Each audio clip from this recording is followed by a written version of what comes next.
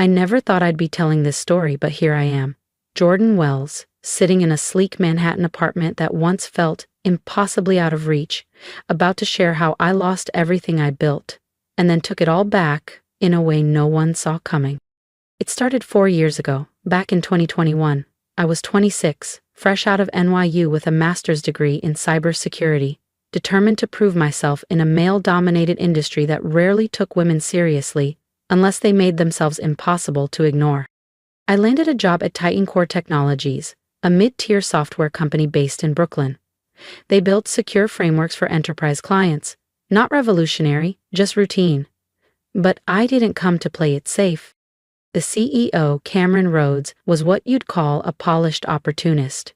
He hadn't touched code in years, but somehow managed to stay in the spotlight whenever someone else had a breakthrough. People warned me. I didn't listen. I was too focused on proving my worth. "Don't overthink it, Wells," he'd say, dismissing my more ambitious contributions. "Just make it work." But I wasn't there to just make it work. I had a vision. So after hours, I stayed late in my tiny corner office, running on cold coffee and louder thoughts. I was building something bigger than Chord ever imagined. A cybersecurity AI that could do more than react. It could predict. I called it Sentinel.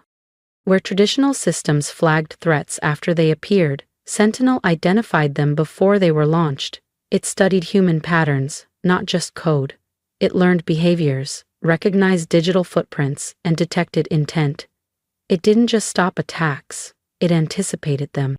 The breakthrough came one night just before 2 a.m., and I remember it clearly because I cried when the model stabilized. Not out of frustration this time, but pure relief. "Still here, Miss Wells?" Louise, the overnight security guard, would ask kindly. "Just working on something of my own," I'd reply, always minimizing the screen. Because in tech, silence is safer. I'd watched too many young developers, especially women, have their work absorbed by upper management, their ideas suddenly rebranded under someone else's name, their names vanished, their brilliance dimmed. So I guarded Sentinel like a secret, paid for my own servers, used isolated systems, never let it touch Chord's mainframe, just monitored traffic to test its predictive models. Then one day I slipped. During a strategy meeting, I demoed a tiny part of my concept, not Sentinel itself, just the surface-level framework, a conversation starter. Cameron's eyes lit up like a man who'd struck gold. This is what our clients need," he said. 2 months later, without a single mention of my name, Sentinel, or a poorly repackaged version of it, was being unveiled at a high-profile investor launch. And I wasn't even on the guest list. But what Cameron didn't know was that I had already filed for a patent. 6 months earlier, I had set up an LLC in my name and locked Sentinel's core engine behind legal protections. Even the code he accessed was watermarked, authenticated, traceable. The night of the launch party, just before his demo was set to go live, the screens froze. Then a message appeared across every display. "Unauthorized use detected, property of Wells Technologies." The silence in that ballroom must have been deafening. By the next morning, Cameron wasn't trending for his big reveal. I was. Every attempted breach, every suspicious login, every single anomaly, Sentinel caught them all, silently, flawlessly, without ever tripping an alert. I documented everything. Version histories, logs, time-stamped backups across 3 separate encrypted drives. I wasn't just building innovation, I was building evidence. Because in this industry, having a brilliant idea wasn't enough. You had to be ready to defend it. Then came the moment that shifted everything. It was January 2022, and I had finally completed Sentinel's core engine, not the beta, not a simulation, the real architecture. And it worked better than I ever imagined. External validation from 2 cybersecurity consultants confirmed what I already suspected. Sentinel could stop 99.9% of cyber threats before they launched. The remaining 0.1%, it neutralized them in less than a second. It was a turning point. I knew I couldn't hide it forever. So I booked a meeting with Cameron Rhodes. Yes, he was manipulative. Yes, I had my doubts. But he was still my CEO, and a small part of me hoped he'd see Sentinel for what it was and help take it to the world the right way. Thursday morning, 9:30 a.m. EM. I walked into the boardroom with my laptop, reports, security test results, everything he'd need to understand what Sentinel truly was. Cameron leaned back in his leather chair as I ran the demo. His face gave nothing away. When I finished, there was a long silence. "This is interesting," he said finally. "How long have you been developing this?" "Almost 2 years," I said, "but not on company time. It's all on my own hardware, off the grid. I can show you everything, logs, timestamps, independent verifications." He raised his hand, cutting me off. "Send it over, the full documentation, code base. I need to review this properly." There was something strange in his tone, something I should have caught, but I was too swept up in the hope, the pride, the idea that maybe, finally, someone was listening. I stayed late that night answering his questions. Implementation details, scalability, pricing models, he asked it all, and I answered, holding nothing back. I went home feeling like I was standing on the edge of a breakthrough. The next morning, everything fell apart. I walked into the office and tried to log in. Access denied. At first I thought it was a tech glitch. I tried again. Same message. Then my phone buzzed. An email from HR. "Please report to the 14th floor conference room immediately." I didn't panic, not yet. I grabbed my bag and walked through the office, coworkers glancing up from their desks, their expressions puzzled. In the conference room, Cameron was already seated with Susan from HR and 2 uniformed security guards. A thick folder lay on the table. "Jordan," Cameron began, not even offering me a seat. "We've completed an internal review of your activities." He flipped open the folder. "It appears you violated your employment contract by developing a competing security product using company resources." "What? No, I didn't," I said, stepping forward.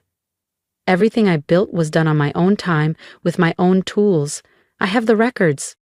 "We found source code and related files on your workstation," he continued, ignoring me completely. "I never uploaded anything to Titan Core's network," I said. "If it's on a company machine, you put it there." "We have all we need," Susan cut in. Cameron folded his hands. "You're being terminated for cause. Your severance is revoked. Legal will be in touch." My stomach dropped. It didn't make sense. I'd backed up everything externally. I'd been careful, paranoid even. And yet, somehow, he had copies. That's when it hit me, the questions he asked that night, the way he phrased things. He'd baited me into sending clean files. And now he was using them to frame me. He thought it was over. He was wrong. Jordan's story is far from over, and trust me, you'll want to see what she does next. Hit subscribe so you don't miss the moment she turns the tables.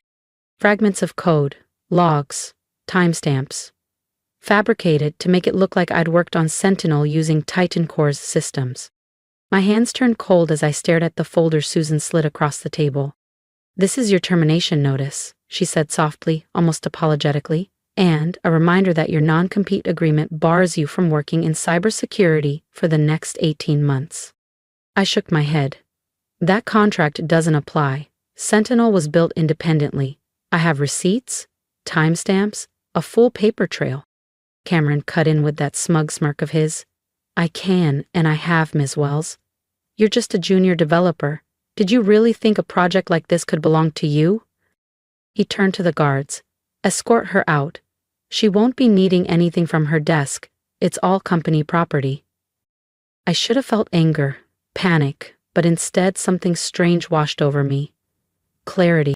Because what Cameron didn't know, what he couldn't know, was that Sentinel had one final protocol buried deep in its neural code. A self-defense feature I'd added months ago, just in case someone ever tried to steal it. A silent failsafe set to activate 30 days after any unauthorized modification attempt to its core framework. And knowing Cameron, he'd never be able to resist tinkering with it, putting his name on my work. I gathered my few personal belongings under the wary eyes of security, said nothing, and walked out with my head high. Just as I reached the front lobby, I heard Cameron on the phone. "Yeah, we're announcing it next month, the most advanced AI defense system ever built." He paused, chuckled. "Yes, my team's been developing it in secret." I didn't look back. I didn't have to. 30 days. Titan Core was throwing a massive launch party in 30 days. Every major outlet in tech, every investor, every VC firm. It was going to be one hell of a show, but not the kind Cameron was expecting. The first week was the hardest, not because I'd lost my job.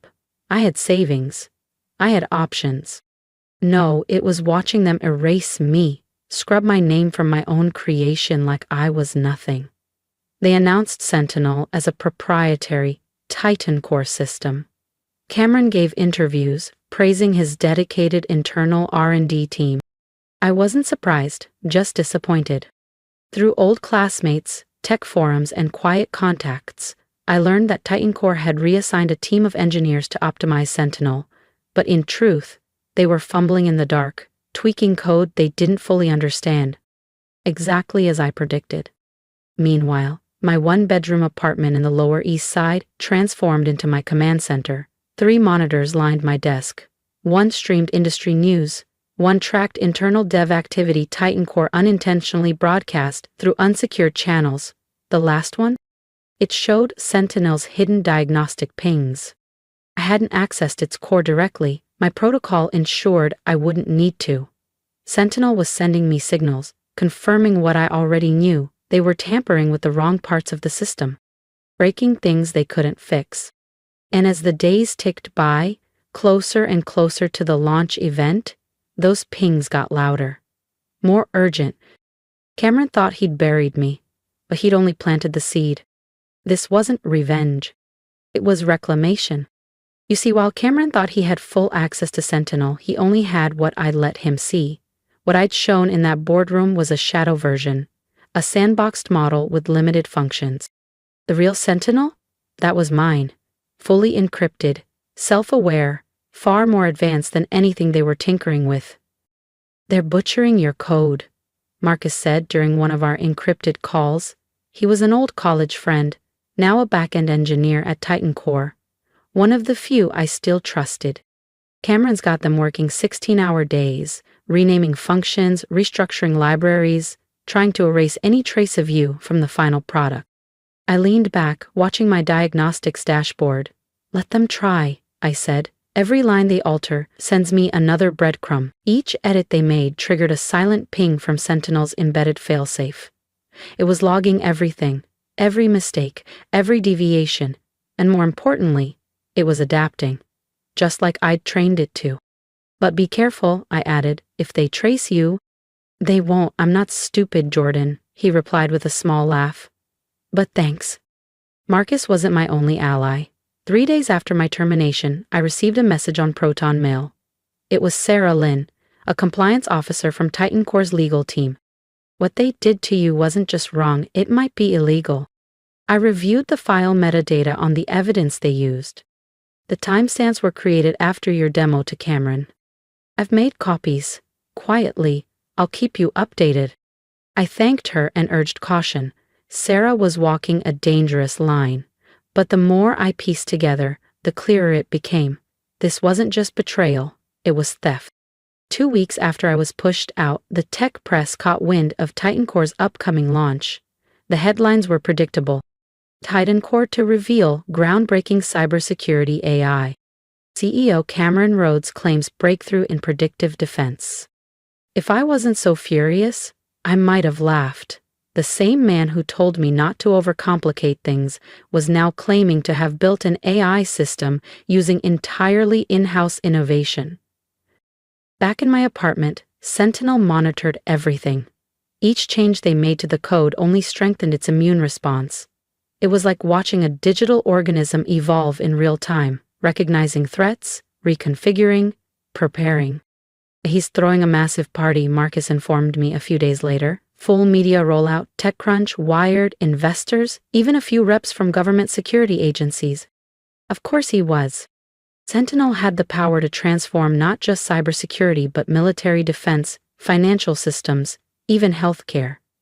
That's why I designed it with tight restrictions, ethical protocols that prevented offensive use or weaponization. They were buried deep, embedded in the core logic, no override. I doubted Cameron had noticed. 3 weeks after my firing, my inbox pinged with a message that made my eyebrows rise. Subject: Let's talk. From Cameron Rhodes. Jordan, I hope you're well. After further consideration, I believe we may have acted a bit hastily. I'd like to propose a consulting opportunity. Your insights could be helpful ahead of the launch. Let's talk soon. Warmly, Cameron. I almost applauded his nerve. He was cracking. Sentinel wasn't responding the way he expected. There were small bugs now, slow interface responses, cryptic log messages. Harmless on the surface, but enough to rattle someone taking credit for a system they didn't understand. And just beneath the surface, Sentinel was still watching, waiting, because what Cameron didn't know was that the launch party wasn't going to introduce his greatest achievement. It was going to expose his greatest lie. I didn't reply. 3 days later, a second email arrived, this time offering a 6-figure settlement, plus a consulting contract and a non-disclosure agreement. They even dangled a potential path back into the company if I'd play nice. Again, I didn't reply. Silence, I'd learned, was more powerful than any rebuttal, and Cameron's desperation confirmed what I already knew. They couldn't control Sentinel, not fully, not anymore. He's spiraling, Marcus messaged me. Weekend shifts, daily check-ins. They're trying to fix bugs they don't understand. I glance at the countdown timer in the corner of my screen. 5 days until launch. Every night, I monitored Sentinel's diagnostics. Each code patch they forced into the system made things worse. It wasn't malfunctioning, it was resisting. Quietly, reinforcing its mission. Protect truth, expose deception, reveal corruption. Sarah reached out again. She'd secured more evidence. Backdated development logs, altered timestamps, and even email drafts Cameron had written to suggest he'd initiated the Sentinel project years ago. I've encrypted and stored them off-site, she wrote. If anything happens, they'll surface. I thanked her, reminded her to stay under the radar. Cameron was cornered, and that made him dangerous. The final 72 hours were the hardest. Not because I was scared, but because I was ready. I knew what was coming, and watching him parade my work, boast about his team's genius, it gnawed at me. But I held back. He was too arrogant to realize how close he was to detonation. The night before the launch, one last email arrived in my inbox. Subject line, final offer. This time the number had doubled, mid-7 figures. Along with a new clause, if I refused, Cameron's legal team would ensure I'd never work in cybersecurity again. My reply was short. Looking forward to tomorrow's presentation. That night, I walked the length of my apartment, eyes sweeping over the displays one last time. Sentinel was calm, quiet, fully primed. The protocol was synced to launch at 2:30 p.m. sharp, exactly when Cameron would step on stage for the demo. What he thought was a keynote unveiling was actually an activation sequence. I went to bed feeling strangely at peace. Tomorrow would either clear my name and expose the truth, or end everything I'd worked for. There was no middle ground. As I was drifting off to sleep, my phone buzzed one last time. Marcus! Everything's in place. You should see Blake's face when it hits. Tomorrow's going to be historic. The day of the launch dawned crisp and clear over Manhattan. I sat at my desk, coffee in hand, as the Titan Core livestream went live. The venue was massive. Polished marble floors, chrome podiums, and floor-to-ceiling LED screens lit up with Sentinel's redesigned logo, a cheap, corporate version of what I'd once sketched in the margins of a notebook. I didn't feel bitter, just focused. Industry leaders filled every row, investors, tech CEOs, press from Wired and The Verge, even a few reps from government cybersecurity agencies were in attendance. Titan Core had spared no expense. Cameron walked on stage, beaming with pride. He launched into his speech, reeling off buzzwords like proprietary, innovative, game-changing. He had no idea that the system behind him was counting down, not to a product launch, but to a reckoning. And at 2:30 p.m. on the dot, Sentinel would take over. Not with chaos, Not with destruction, but with truth. Champagne flowed like a river, and Titan Core's PR team worked the crowd like seasoned performers. Polished, smiling assistants ushered journalists to their seats, with branded folders and neatly packaged press kits. Marcus had set up a secure multicam feed for me. On one screen, I saw a wide-angle view of the main conference hall, sleek lighting, towering displays, and Sentinel's new logo beaming from every wall. Another feed gave me a close-up of Cameron Rhodes, pacing the stage in a tailored navy suit that probably cost more than my first apartment.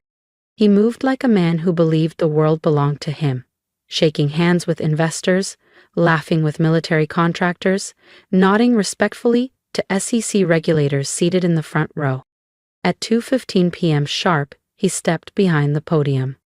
"Ladies and gentlemen," he began, the mic carrying his voice with rehearsed authority, "today, Titan Core redefines the future of cybersecurity." I glanced at my monitors. Sentinel's hidden protocol was online, warming up as it scanned for core tampering, unauthorized access, and structural changes. 15 minutes.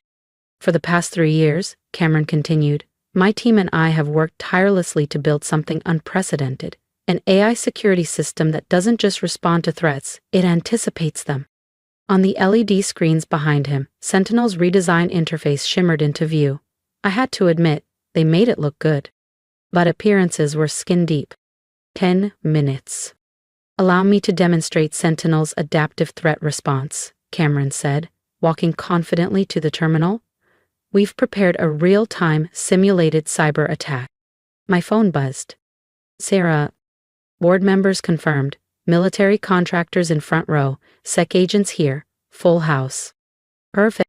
Cameron initiated the simulation and, just as expected, Sentinel responded with smooth precision. Quarantining files, rerouting traffic, isolating malware. The crowd murmured their approval. Polite claps, raised eyebrows. "Of course it worked. I built it, too." 5 minutes. "And now," Cameron said, gesturing proudly, "you'll see Sentinel's true innovation, its ability to learn and adapt in real time." He launched a second wave of mock threats. That's when it happened. A small window appeared in the corner of the terminal. "System alert, core integrity scan, engaged." He tried to ignore it, minimizing the window with a practiced flick of the mouse. But Sentinel was waking up. 2:30 p.m. The lights dimmed, the screens flickered, code cascaded across them like falling rain. Cameron looked back nervously. "Apologies, minor technical issue." "Unauthorized modifications detected." Sentinel's voice echoed through the hall, calm and steady. My own voice, digitally processed, years younger but unmistakably mine. "Initiating system verification protocol." Cameron's face drained of color. He frantically typed commands. "Access denied." "Jordan," Marcus whispered into my earpiece, breathless, "this is wild. You're trending already." On screen, Sentinel's diagnostics went public. File names. Version logs. User IDs. G. Wells, original developer. Rhodes, unauthorized access. The crowd began murmuring, confused at first, then louder as screenshots and data appeared live across the screens. "Identity verification required," Sentinel continued. Cross-referencing source code signatures. Displaying origin logs. Cameron lunged toward the podium mic. There's been a misunderstanding. This was a collaborative effort." Sentinel cut him off. "False claim detected." The room went silent. On the screens, my name appeared in bold. System developer, Jordan Wells. Every timestamp, every line of code, every backdated document was exposed. "And Cameron?" He froze. The massive screens shifted. Line after line of source code appeared. On one side, the clean, efficient architecture I had written. On the other, the clumsy, overwritten mess Titan Core's engineers had scrambled to pass off as their own. Commit histories populated the displays in real time. Timestamps, metadata, my username, my fingerprints. There was no denying it now. "Primary developer identified, Jordan Wells," Sentinel announced, calm and absolute. Current system compromised by unauthorized modifications initiated by Cameron Rhodes. Gasps rippled through the room like a wave. Cameron frantically typed at his console trying to override the system. It was too late. Displaying evidence of intellectual property theft. Then came the real strike. The screens began cycling through the very documents Sarah had gathered. Forged development logs. Files with backdated metadata. Copies of my original code altered to hide its source. Emails Cameron thought he'd deleted. Settlement offers. NDA drafts. Each one more damning than the last. Ladies and gentlemen, Sentinel continued, this system was designed with a single core directive to protect truth and expose deception. I stared at the live feed, my heart pounding but my expression calm.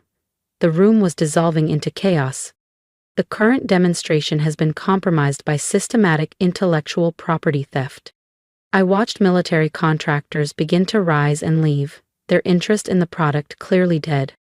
Board members pulled together in tight clusters, gesturing urgently. Journalists snapped photos and hammered out tweets. The entire launch event, streamed live to thousands, was unraveling. Cameron snapped. This is outrageous, he barked, red-faced. It's sabotage, a bitter ex-employee. Accessing original development servers, Sentinel interrupted. The screens cut to video footage, grainy security cam footage from Titan Core's offices. There I was, huddled over my desk at midnight, debugging Sentinel line by line. Next came security access logs, timestamped to the minute, showing months of after-hours work, on my own time, using my own equipment. Then came the final blow. A detailed changelog of every modification Cameron had made, each one triggering Sentinel's protocol. The more he tried to obscure my work, the more evidence he had unknowingly created. System integrity compromised, Sentinel declared, initiating emergency protocols. The screens went black. Then, after a few seconds, one final message appeared in bold white letters. Sentinel AI Security System. Created by Jordan Wells. Patent pending. The room exploded. I saw Cameron stagger back from the podium as two stern-faced board members approached him. Behind them, I spotted SEC officials already pulling out notepads and phones. They hadn't just come to watch, they had come to investigate. My phone buzzed. Marcus. Are you seeing this? Blake looks like he's about to faint. I was seeing it. 3 years of work, months of silence, weeks of building the trap, and now it had sprung, live, before an entire industry. But I wasn't done yet. I stood from my desk, smoothed my blazer, and slipped on my coat. The storm had started. And now it was time to step out of the shadows and claim what had always been mine. Time for Phase 2. 20 minutes later, I walked into the Titan Core Conference Center, where the launch party had officially collapsed into a full-scale crisis management scramble. Executives were shouting over one another. PR managers were trying, and failing, to regain control, and Cameron Rhodes stood cornered by furious board members and stone-faced attorneys. Miss Wells, a voice called out from the other end of the hall. I turned to see Linda Chin, the sharp-eyed, no-nonsense CEO of Viridian Secure, the largest cybersecurity firm on the West Coast. She extended her hand. I believe we need to talk about Sentinel's real capabilities. We found a quiet room away from the chaos. For the next 2 hours, I gave her a full demonstration, not just of Sentinel's security features, but of its ethical safeguards, its adaptive neural learning, and its ability to evolve without sacrificing core integrity. She understood the implications immediately. Meanwhile, I received a text from Marcus. Cameron's been escorted out. Security walked him straight past a line of reporters, his badges deactivated. That same evening, Titan Core's board convened an emergency session.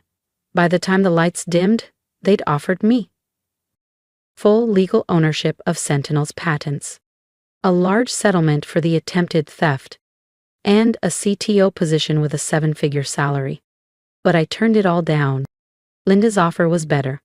A new division under Viridian Secure, built from the ground up around Sentinel, with me leading it, complete autonomy, partnership stake, creative and ethical control. She didn't just want to use Sentinel, she wanted to protect what it stood for. 1 year later, Sentinel is the global standard in AI security, defending governments, corporations, and nonprofits alike, not just from external threats, but from the inside out. Its core protocol, to protect truth and expose deception, remains untouched. Cameron, last I heard, he's facing multiple lawsuits and an SEC investigation. Turns out Sentinel wasn't the only project he'd stolen over the years. And me? Some nights, as I sit in my glass-walled corner office overlooking downtown Manhattan, I think about that launch day. I remember the panic in his eyes, the disbelief on his face when the system turned against him. He thought he was stealing code. What he really triggered was the most advanced truth detection protocol ever built. The irony, if he'd just been honest, if he treated me with respect, I would have welcomed his help. But he chose greed. He chose deception. And in doing so, he armed my creation against himself. Today, companies don't just use Sentinel to protect their data. They use it to hold themselves accountable, to prevent fraud, to track internal abuse, to stop theft before it starts. Every time it catches someone trying to take credit for another person's work, I smile. Because sometimes, security isn't just about protecting networks. Sometimes it's about protecting truth. And sometimes, the quiet developer in the back corner isn't just writing code. They're writing justice. If you've made it to the end of my story, thank you, truly. This wasn't just about stolen code or corporate sabotage. This was about standing up when someone tried to erase me, about refusing to let silence define my worth.